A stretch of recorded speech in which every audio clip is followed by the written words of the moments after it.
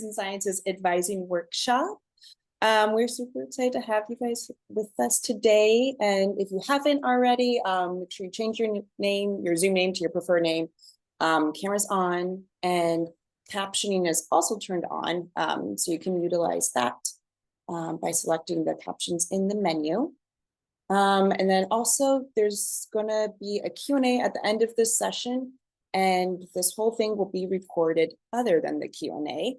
And so then you can review the session and any info at a later point when the recording is sent out to you.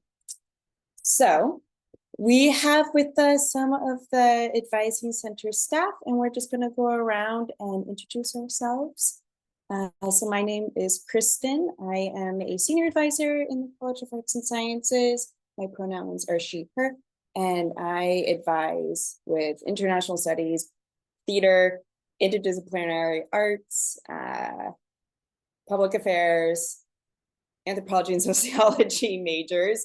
And I studied environmental studies and art history when I was in college. And my favorite thing to do around Seattle is go to Cal Anderson Park and just watch dogs and people doing people things.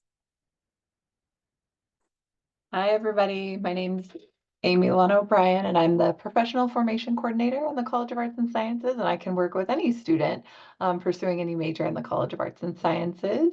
I use she, her pronouns, and then I studied history and communications in undergrad, and I like to take walks around different neighborhoods in Seattle and find delicious bakeries.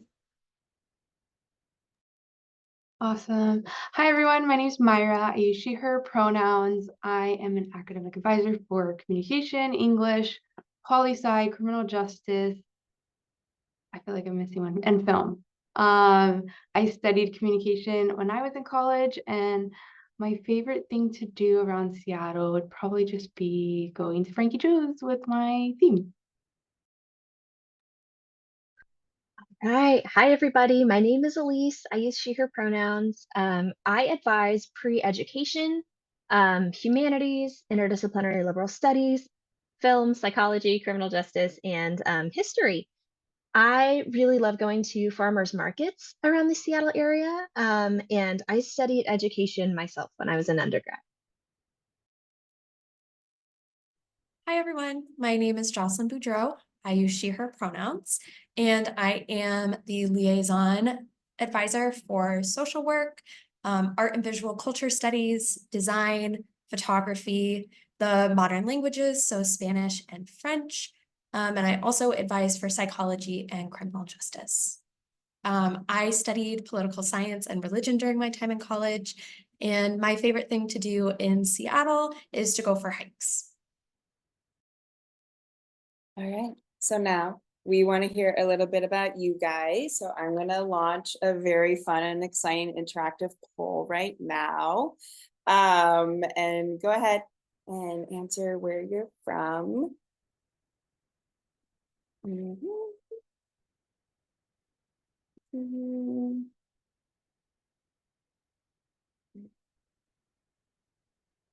Just waiting for a few more people to answer.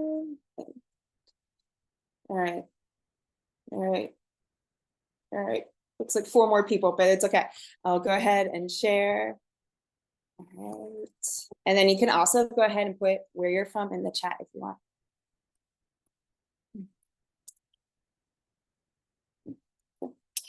Okay. So during today's session, we will be monitoring the chat feature and obviously using lots of polls. So we encourage you, we want you to use these features. It makes it more fun for everyone. And then also, please do not directly message us. It is more helpful for everyone involved and less distracting for us if you just put it in the general chat. Yeah, so go ahead and do that. And as I already said, we've muted everyone during the presentation for now, and we'll be dropping links into the chat feature. And so we encourage you guys to like follow along with what we're saying, and then to like view the website and the resources that we're talking about. And again, there is a recording of this, and orientation will be sending it out to you all probably tomorrow or next week. So today we are gonna go ahead. Okay, so today, little overview of the agenda. We will be providing an overview of how advising and registration fits into your orientation timeline. And you'll get an introduction to the College of Arts and Sciences, and we'll discuss general academic requirements. And we'll talk about how to prepare for your registration workshop next month. And towards the end of the session, we will be talking about support resources and services at SU and how to access them. And then we'll have our Q&A at the end. Just give me 1 moment. Okay. Okay, so links in the chat. So I just want to make sure that we do have time to address any concerns or questions about housing. You guys probably do have a lot of questions about housing. And we're here today to support you academically. So for any questions or concerns about housing, please refer to the links that we're going to be dropping in the chat right now for residential life, and then important dates that you guys need to know. And then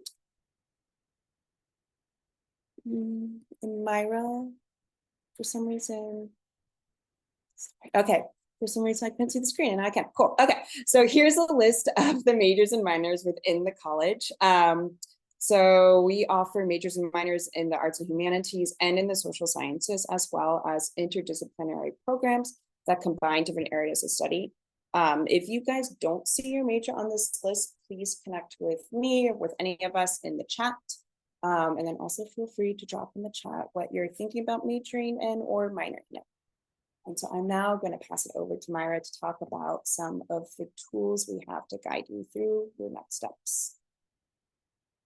Perfect, thank you. Hi, everyone. Okay, so each of you will have 3 online tools that will help you with your transition to SU, those being your new student checklist, the orientation and advising portal, and also Canvas. Okay.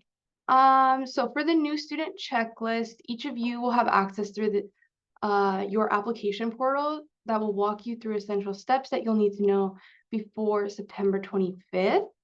Each of you also have access to a public version of this checklist. It kind of looks like this image here. So we'll drop that in the chat box for you. And also make sure you take a look at your orientation event tab. That will tell you your required and encouraged activities throughout the summer. But for today's session, for context, is the advising workshop. This will just give you information to prep you for your registration workshop, where you're actually going to register for your classes. So you're not going to do that today, but that will take place between July 8th and 18th. So we'll drop those links in the chat.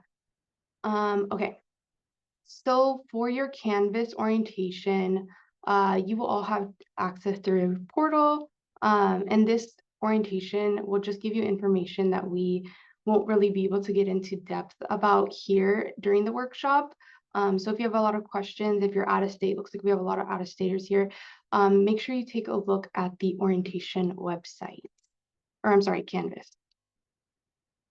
Okay, so our core values of inclusive academic excellence, service to the community, and global engagement are all rooted in your curriculum.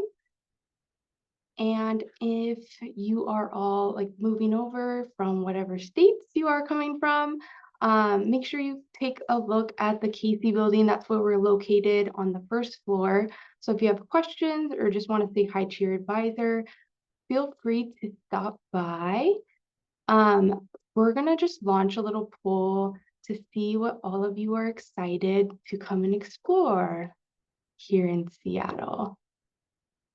Mike's place like right away.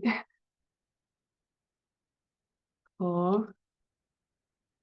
I love how we have like one student that's like excited for us. I think we'll just give it a little bit longer.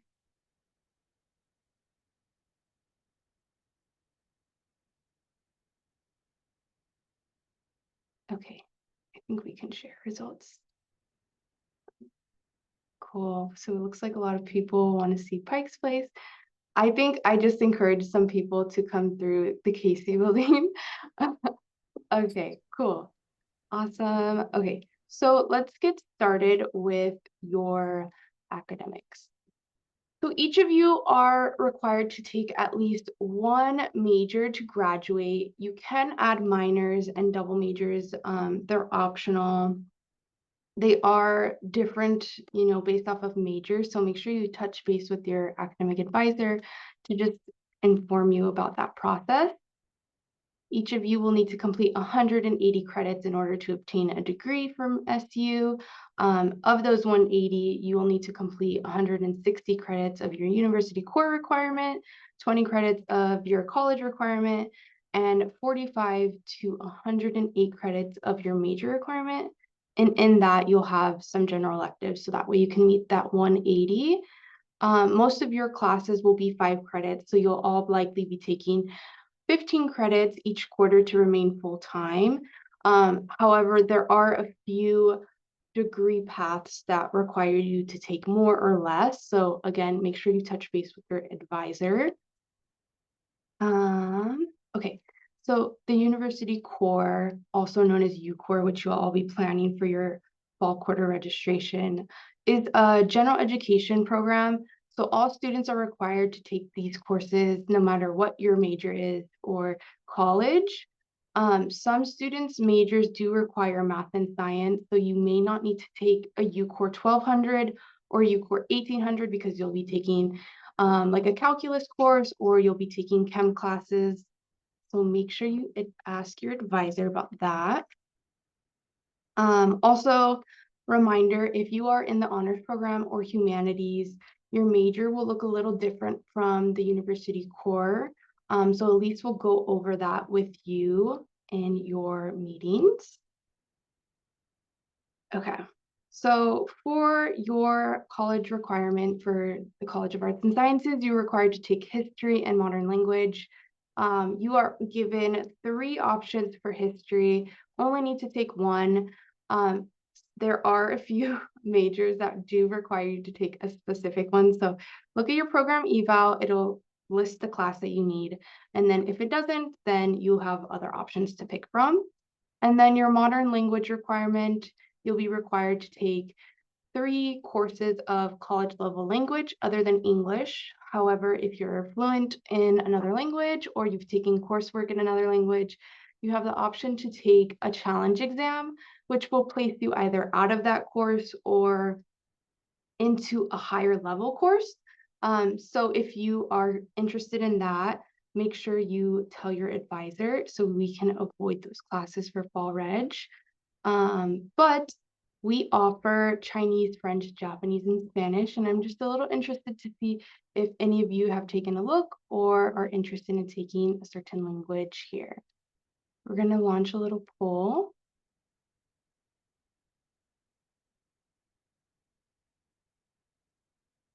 Okay, a lot of Spanish. Ooh, planning to test out. That's pretty cool. If you're interested in testing out of languages that we don't offer, we also, what the challenge exam does is the office will reach out to someone who will be able to give you that placement exam, so you don't have to worry about that. I think we can share results, right? Yeah, okay, cool. Awesome. So what I'm gonna do is I'm gonna pass it over to Elise, who would just give you a little bit more information about challenge exam and some reg workshop information.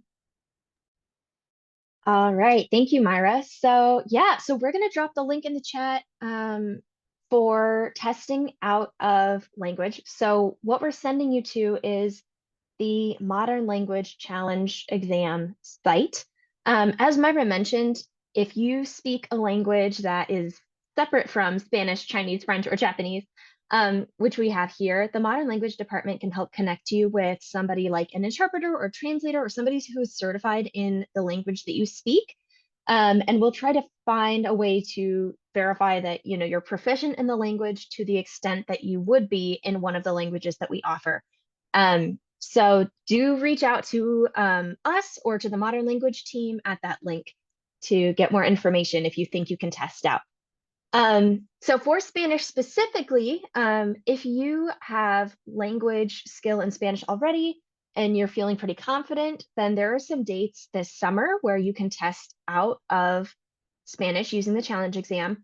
The caveat is that you can only take the Spanish exam once, except for like extreme cases or, you know, maybe something, you know, wild happened. So you want to make sure that you study, and study guides can also be found at that challenge exam website.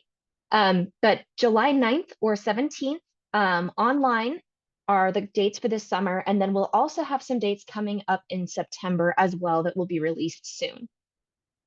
Okay, and yeah, for the other languages, so you will need to contact the Modern Language department for the ones that we do offer. We don't have like a formal exam as often because Chinese, French, and Japanese are less common than Spanish, but we can also help you find tests for those as well. All right, thank you, Myra. Sorry, I jumped behind. Speaking of placement tests, we also have the ALEX Math Placement Exam. So this is something that a lot of you have probably seen emails from orientation about. And they all say complete your first attempt by tomorrow, which is June 28th. If that is news to you and you are now in a panic, don't worry about it because the ALEX Math Placement Exam, unlike the language placement exams, you can take more than once. So tomorrow is just the deadline to take your first attempt, but you're allowed to take 2 more attempts. So those you can complete by next Friday, July 5th.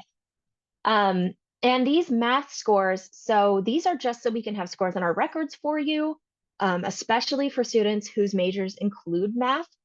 For example, if you're a forensic science major, a BS in forensic psychology major, if you're doing business or science and engineering minors or double majors or pre-health, you're gonna want to take this exam to see how high you can test out of math or into math. You can take this test also without fear of penalty. We will take whatever is highest between your ALEX score and between, you know, if you've taken any AP, IB, or college and high school classes in math that are higher than maybe you test, we'll take those credits first. So don't worry about like testing low, just take the test and that will help us figure out where the best place to put you is. For students who aren't interested in math and science directions, you don't need to worry about how you score because like Myra showed us, you'll have that UCOR 1200 that you'll likely take anyway. But you do still need to take the ALEX exam just so we have those on file in case you decide to add a minor down the line, in case you decide to change your major, in case you need math placement for anything else. It's a good default to just take it. So we had a lot of questions from our last workshop about how do I become exempt? How do I know if I'm exempt from taking the ALEX test? And our answer is just because there's a time limit, make your default to be to take the test. So there won't be any penalty. It will only help you. Okay, so I talked about AP, IB, and transfer credit. So if you have any of those credits or scores, make sure that you send your official final transcripts and official score reports to SU immediately, like as soon as you can, because you're going to want those in for your registration workshops. We encourage you to review the AP IB transfer policies that Amy's tossing in the chat for us, so that you kind of have an idea of what credit you expect to receive. This is super important to do before your registration workshop because we want to make sure that you're not registered for a class that you might get credit for. So we'll have to, you know, scramble to find you a different class. So we want those in before your registration workshops. And then it's also a good idea to have your score reports and your unofficial transcripts on hand so that even if your scores aren't in automatically or by the time you have your workshop, then you can kind of tell us what you're looking for and what you expect to get credit for. Okay, and then, yes, so as I kind of hinted, sorry, I'm getting way ahead of the script here. At your registration workshop, we will be registering you for your fall classes. So that's not happening here.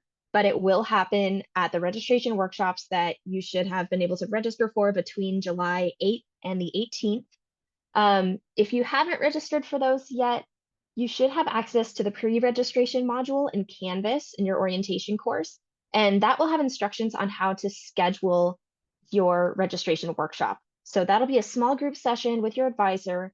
You can sign up using the admissions portal under the advising and registration tab, and we'll get you all registered there. And then you see this note on the slide. If you are coming in with 45 or more credits from AP and college and a high school, you will have a different workshop that is designed specifically for students who have 45 or more credits. So you should register for that instead if you can. There are only 2 of those, and those are July 14th and July 18th, that you can register for those workshops. And okay, so for registration in general, there is the orientation pre-registration module, and those have short videos that will walk you through your My Seattle U account, your program evaluation. What we have here on the slide is a sample educational plan, and we have those for every major that tell you just kind of a general line or general timeline of when you should be planning to take certain classes. Now, you don't have to follow this to a T, right? Like if it happens that you are taking, this one, for example, is for psychology. If you can't get into introductory psychology in your freshman year and you end up taking UCourse or you end up taking, different history classes or language classes, you're not behind. It's really common for students to end up taking classes at different times. And if you have, so this one also you'll notice is the sample 4-year educational plan. If you have an associate's degree or 70 plus college credits, I think I saw somebody in the chat say that, you will follow the junior transfer sample plan. It'll say 2-year instead of 4-year. And then Amy dropped the link to those sample plans in the chat, so you can take a peek at those. In your first quarter and your first year, it's pretty common to take different UCourse, try to get your language requirement knocked out, take your history class, and sometimes you'll take the introductory classes. So like I mentioned with psych, like if you don't happen to get the introductory psych class, you'll have plenty of time in your second year. Don't stress, but if you can't get into it, it's great. Students who are in the Matteo Ricci programs or like humanities or in honors, you will have specific course requirements loaded into your plan in your My Seattle U on the morning of your registration workshop. So your resources are going to look a little bit different, but they will be there by the time you register. Honors students usually will take one course outside of the honors classes, like on top of their honors course load. And during the registration workshop, we'll have you, oh, so I see this chat. So you won't get automatically registered, but we will have a plan there for you. And then you will craft your own schedule around that plan. And then you'll work with us to register officially. Okay, so speaking of registration workshops, we have another poll for you. So this is just so we can kind of see, have you signed up for a registration workshop or not? And don't panic. We're not going to like call you out by name if you haven't registered. This is just so we can get a feel for, what our numbers are looking like. If you are one of the students who hasn't registered for a workshop yet, you're going to see that there are going to be many more of you who haven't. So you're not alone and you don't have to worry. Just make sure you get registered as soon as you can. And this is, again, if you haven't registered for a registration workshop, that 18% of you, you can go to your advising and registration checklist to access the link and you can sign up for your day and time. If by the end of your session, you have not yet signed up for a registration workshop, make sure to stay on and we will help you get registered for that. Okay, so moving on. So new students, we have success seminars that are designated to be taught by experienced faculty, and they teach on themes that are related to their academic passions. They also offer enhanced content and experiences that are designed to help new students in their transition to SU so that you can be more successful. As you can see, these are offered across Module 1 and 2 of UCourse, And when you click on the title in the section details, it will tell you whether something is designated a success section or not. It's a good idea to plan for at least one of these seminars in addition to your other classes. So when we meet in your registration workshops, we can help you finalize your plan and register, but it's a good idea to toss one of these into your plan. Okay, I'm going to pass it off to Jocelyn and then Amy to talk to you about some other resources you should know about on campus. Cool, thanks, Elise. So Seattle University offers students a variety of resources and services, both on campus and online. First of all, our advising center is here to support you. If you're not sure of where to go, you can think of us as your first stop shop. It doesn't matter how large or small your question is, we can help direct you to the right place. So on the screen here is our contact information. And if you have any questions and want to talk with an advisor, we are available in person, through virtual chat, phone call, or Zoom calls during our drop-in hours this summer, which are also listed on the slide. You can request a drop-in by clicking the Talk To link that's found on our Red Hawk Hub page. And then through that link, you'll enter your name and email into the boxes, click the Start Chat button, and then you'll get connected with our front desk staff. Your chat may look like it's AI, but it's a real person who's behind there. And in the summertime, our front desk staff and our advisors monitor this chat from 8:30 a.m. to 4:30 p.m. on Monday through Thursday, and then 8:30 a.m. to 3 p.m. on Fridays. Advising is an essential part of your time at Seattle University, and we hope to get to know you.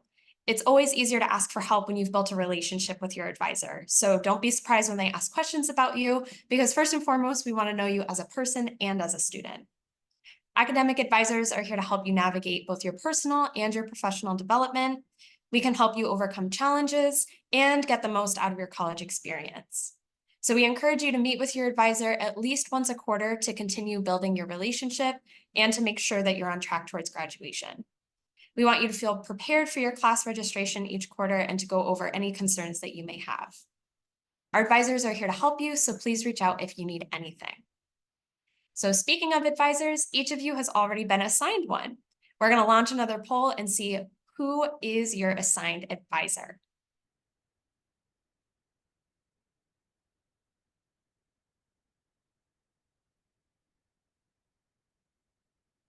Hey, I'm seeing a lot of I don't knows coming in. That is totally fine. If you don't know who your assigned academic advisor is, you can find this information by logging into My Seattle U Student Planning, and it will be listed there.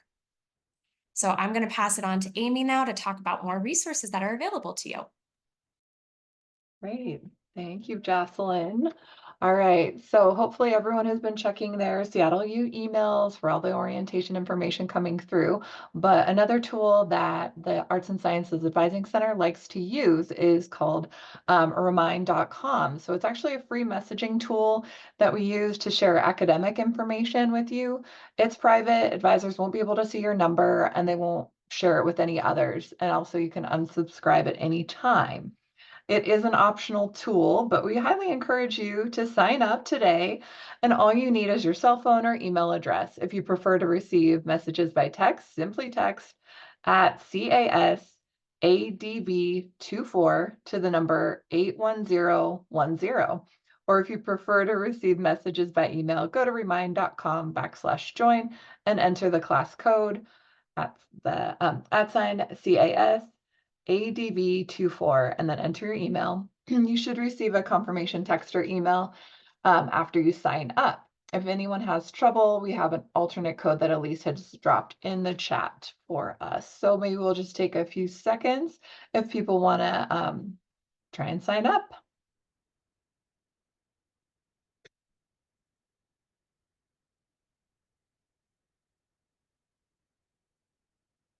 Okay, move on to the next slide.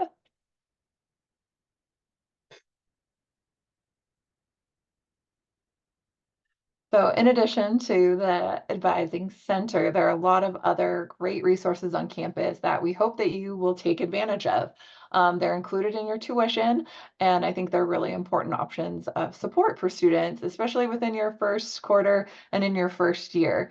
Some of the services that we like to highlight here would be our Mosaic Center, the Learning Assistance Programs, and they have a ton of free tutoring and study groups. We also have our Counseling and Psychological Services, CAPS, the Library, Student Support Center, Timely Care, and also the Disability Services Office. We want to make sure to encourage all students who need maybe accommodations, or maybe if you've used a 504 plan in the past, make sure you complete the new student application for disability services and schedule an appointment with them sooner rather than later, just so that the accommodations can be set up before or early in the start of fall quarter. So then if you do need to access any of those accommodations, they are ready to go for you. And Elise has dropped all of those in the chat. So feel free to click on those if they're ones that you want to take a look at. One of the other resources that you have access to is My Help. I'm your professional formation coordinator. And what does that mean? Professional formation, basically it's the process and journey of trying to help you find work and a career that hopefully brings meaning and purpose to your life. So during the school year, we will have events that you can attend. We also have several online resources and tools that you have access to starting day one when you're a student that can help with like professional and career development. But hopefully what I really want you to take away from this slide is that I'm here to help you. I can help with any part of the internship process. So if you don't even know where to start looking, or maybe you have some ideas and you want to flesh those out a little bit more, I'm happy to help with that. I can also help you articulate how your previous experiences could be used on your resumes, or trying to help you create narratives for interviews. I can connect you with other offices on campus, and also alumni who are hoping to chat with students and try and help them with those next steps of the career journey. So hopefully you can take my email down. Feel free to reach out to me. I'm here during the summer. Would love to set up appointments with students who will be starting with us in the fall, and just let you get a jump start on your professional formation here at Seattle U. So Elise has dropped some information in the chat, my contact info and website, so feel free to reach out. And I'm going to hand it back to Kristen, and she's going to talk about next steps for us.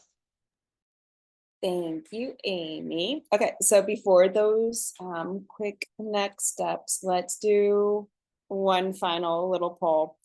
And question is, when do classes start? December 25th, September 20th, September 25th, October 31st.